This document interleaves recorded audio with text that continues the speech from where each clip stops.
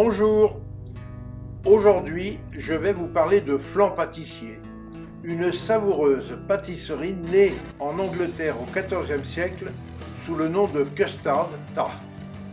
Des flans furent d'ailleurs servis en 1399 lors du couronnement de Henri IV d'Angleterre et cette tradition perdure toujours puisque la reine Élisabeth II d'Angleterre a exigé du flan au menu du repas célébrant ses 80 ans en 2006. Le flan, c'est aussi la dariole dans la cuisine ancienne.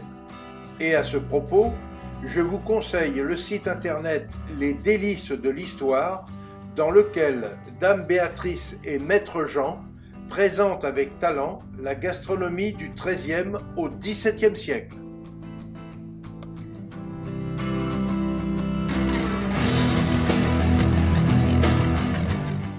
Pour tous mes flans, la composition de l'appareil de base est identique.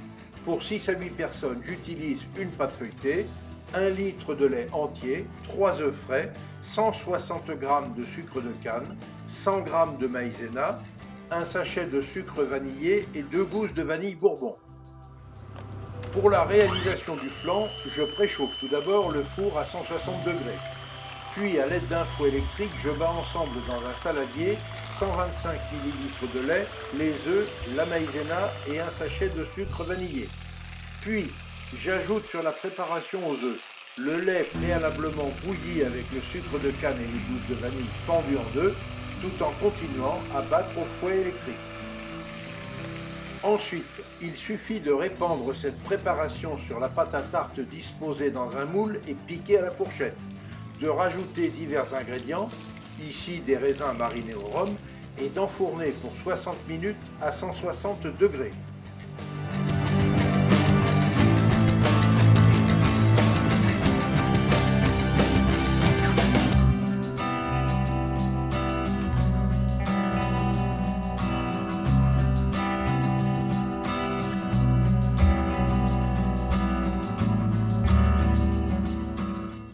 Pour vérifier la bonne cuisson du flan, il suffit de planter la pointe d'un couteau au centre.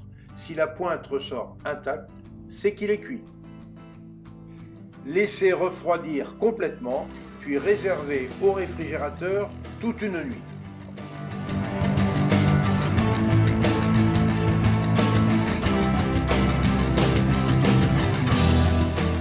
Personnellement, je réalise mes flans de manière toujours différente. Et toutes les combinaisons sont possibles.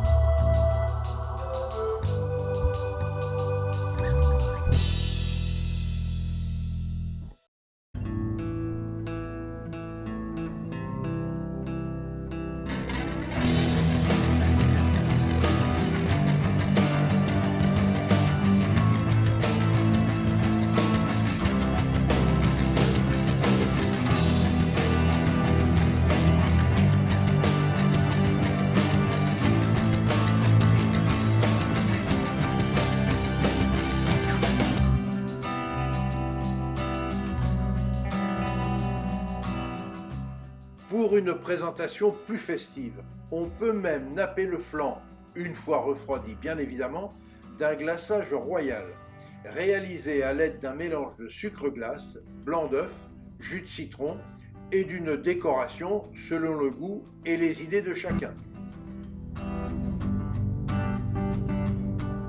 Pour accompagner ces très simple mais savoureux dessert, j'aime servir un bon vin blanc doux de Jurançon du domaine de Souche, cépages Gros Mansingue et Petit Mansingue.